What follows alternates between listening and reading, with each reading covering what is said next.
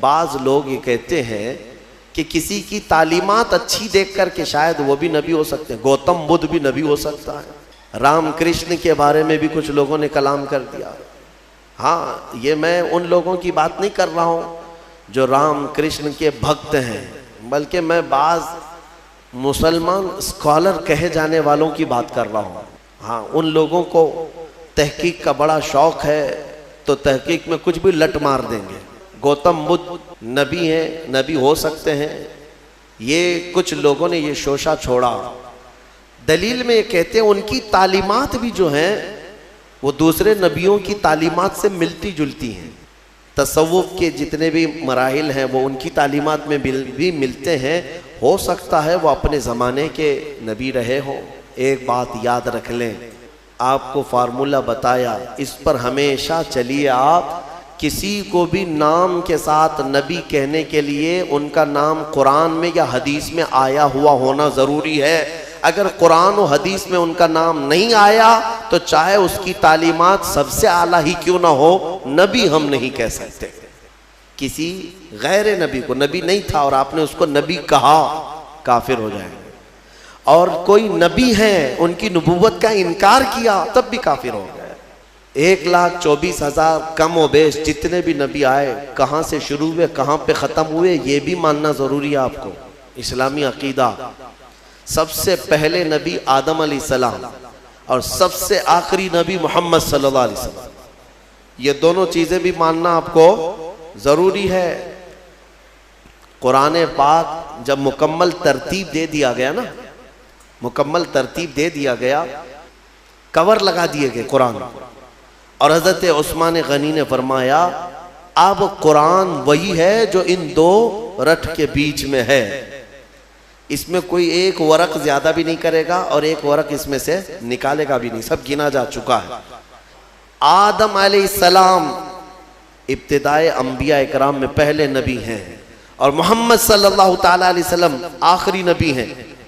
یہ دونوں اول و آخر کا ماننا بہت ضروری ہے۔ ان میں ایک نبی کو بھی ہٹایا تو بہت سارے ظالم دوسروں کو لا کر اندر داخل کریں گے۔ سارے نبیوں کو ماننا ہمارے لیے ضروری ہے، لیکن محمد صلی اللہ تعالیٰ علیہ وسلم کے بارے میں کچھ عقیدے الگ ہیں، خاص ہیں۔ وہ یہ ہے کہ وہ نبی بھی ہیں، رسول بھی ہیں، افضل الرسل بھی ہیں، سید الانبیاء بھی ہیں۔ یہ سب ماننا ہر مومن کے لیے ضروری ہے، اور سب سے مضبوط چیز یہ ماننا ضروری ہے کہ میرے محمد صلی اللہ علیہ وسلم خاتم النبیین ہیں۔ اب ان کے بعد کوئی نبی نہیں آ سکتا۔ اگر کسی نے نبوت کا دعویٰ کیا میرے آقا کے بعد، حدیث میں اس کو دجال کہا گیا ہے، وہ دجال ہے۔ دجال کسے کہتے ہیں؟ سب سے بڑا جھوٹا۔ وہ جو بڑا دجال آئے گا وہ بعد میں آئے گا، لیکن جو نبوت کا دعویٰ کرتے ہیں وہ بھی دجال ہے۔ بات سمجھ میں آ رہی؟ یہ عقیدہ بہت ہی اہمیت کا عامل ہے، اس لیے اس کو لے کر کے چلیں۔ آپ غیر نبی کو آپ نبی کہہ نہیں سکتے۔ پہلے کی امتوں میں کچھ چیزیں حلال تھیں، بعد میں حرام ہوئی۔ جیسے آدم علیہ السلام کی امت، ان کی اولاد تھی، بھائی بہن کا نکاح جائز تھا، اس لیے کہ انسان تھے ہی نہیں، جو تھے انہی کی اولاد تھی۔ تو اب نسل کو بڑھایا کیسے جائے گا؟ انہی کی اولاد میں آج جو پیدا ہوتا لڑکا اور کل جو پیدا ہوتی لڑکی، یعنی حضرت حوا کو روزانہ ایک لڑکا اور ایک لڑکی پیدا ہوتی، یہ نسل انسانی کی ابتدا تھی، ایسے نہیں کہ 9 مہینے کے بعد پیدا ہو گئے۔ تو ان کی شریعت تھی آدم علیہ السلام کی، اور اس شریعت میں جائز تھا بھائی بہن کا نکاح، لیکن اس کے بعد جب نسل انسانی بڑھ گئی تو پھر یہ منسوخ ہو گیا، حکم ختم۔ آپ نے قرآن میں سنا بھی ہے سورہ یوسف کی تفصیل میں کہ حضرت یوسف علیہ السلام کو ان کے 11 بھائیوں نے اور عزیز مصر نے اور ان کے والد نے سجدہ کیا۔ تو یہ سجدہ کیا تھا؟ ان کی شریعت میں تعظیم کا سجدہ جائز تھا، تعظیم کے لیے، لیکن بعد میں شریعت محمدی میں یہ سجدہ بھی حرام قرار دیا۔ سجدے تعظیم بھی ہماری شریعت میں جائز نہیں، چاہے وہ حضور کے لیے ہو، کسی اور نبی کے لیے ہو، یا کسی ولی کے لیے ہو، یا کسی کی قبر کے لیے ہو، کسی کے لیے بھی جائز نہیں۔ میرے آقا صلی اللہ تعالیٰ علیہ وسلم نے سارے سجدے ختم فرمائے سوائے رب ذوالجلال کے سجدے کے۔ اللہ کا سجدہ بس، اس کے علاوہ کسی کے لیے سجدہ جائز نہیں۔ انبیاء اکرام کی شریعتوں میں بدلاؤ ہوتا رہا، کتابیں بدلتی رہیں، لیکن عقیدہ سب کا ایک ہی تھا۔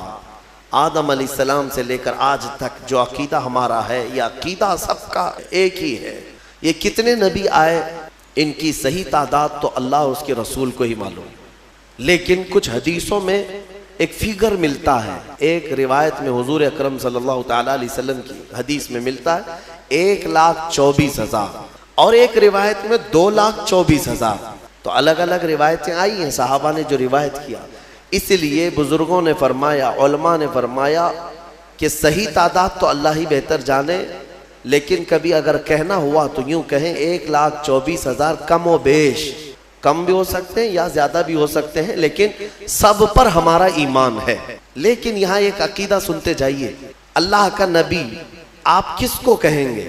کسی کو بھی اللہ کا نبی کہنے کے لیے نام کے ساتھ آپ کو قرآن میں اس کا نام ہونا چاہیے یا رسول پاک سے سنا ہوا ہونا چاہیے۔ حضرت ابراہیم علیہ السلام نام کے ساتھ نبی ہم جانتے ہیں کہ کیونکہ ان کا نام قرآن میں بھی آیا ہے اور حضور کی زبان پر بھی آیا ہے۔ اسماعیل علیہ السلام، موسیٰ علیہ السلام، عیسیٰ علیہ السلام، داؤد علیہ السلام، سلیمان علیہ السلام، یہ انبیاء وہ ہیں جن کے نام قرآن میں آئے اور احادیث میں بھی آئے۔ 26 نبیوں کے نام قرآن پاک میں آئے اور کچھ ان کے علاوہ احادیث میں نام آئے ہیں۔ کل ملا کر کے اگر 40 نام ہیں تو باقی 1,24,000 کہاں ہیں؟ تو ان کے بارے میں آپ کو من جملہ عقیدہ رکھنا ہوگا۔ اتنے آئے تھے لیکن ہر ایک کا نام ہمیں معلوم نہیں۔ جتنے نام حضور نے بتائے اتنے ناموں کے ساتھ ہمیں نبی ماننا فرض ہے۔ اب یہاں پر وہی بات آ جاتی ہے، بعض لوگ یہ کہتے ہیں کہ کسی کی تعلیمات اچھی دیکھ کر کے شاید وہ بھی نبی ہو سکتے ہیں، گوتم بدھ بھی نبی ہو سکتا ہے۔ رام کرشن کے بارے میں بھی کچھ لوگوں نے کلام کر دیا۔ ہاں، یہ میں ان لوگوں کی بات نہیں کر رہا ہوں جو رام کرشن کے بھکت ہیں، بلکہ میں بعض مسلمان اسکالر کہے جانے والوں کی بات کر رہا ہوں۔ ہاں، ان لوگوں کو تحقیق کا بڑا شوق ہے تو تحقیق میں کچھ بھی لٹ مار دیں گے۔ کیوں میاں گوتم بدھ نبی ہیں؟ یہ کچھ لوگوں نے یہ شوشہ چھوڑا۔ دلیل میں یہ کہتے ہیں ان کی تعلیمات بھی جو ہیں وہ دوسرے نبیوں کی تعلیمات سے ملتی جلتی ہیں۔ اخلاق کی تعلیم ہے، اچھائی کی تعلیم ہے، تصوف کے جتنے بھی مراحل ہیں وہ ان کی تعلیمات میں بھی ملتے ہیں۔ ہو سکتا ہے وہ اپنے زمانے کے نبی رہے ہوں۔ ایک بات یاد رکھ لیں، میں نے جو آپ کو فارمولہ بتایا اس پر ہمیشہ چلیے۔ آپ کسی کو بھی نام کے ساتھ نبی کہنے کے لیے ان کا نام قرآن میں یا حدیث میں آیا ہوا ہونا ضروری ہے۔ اگر قرآن و حدیث میں ان کا نام نہیں آیا تو چاہے اس کی تعلیمات سب سے اعلیٰ ہی کیوں نہ ہو، نبی ہم نہیں کہہ سکتے۔ اور اگر غیر نبی کو آپ نے نبی مان لیا کافر ہو جاؤ، معاذ اللہ ہے۔ کسی غیر نبی کو، نبی نہیں تھا اور آپ نے اس کو نبی کہا، کافر ہو جائے۔ اور کوئی نبی ہے ان کی نبوت کا انکار کیا تب بھی کافر ہو گئے۔ بات سمجھ میں آ رہی؟ یہ عقیدہ بہت ہی اہمیت کا عامل ہے، اس لیے اس کو لے کر کے چلے۔ آپ غیر نبی کو آپ نبی کہہ نہیں سکتے۔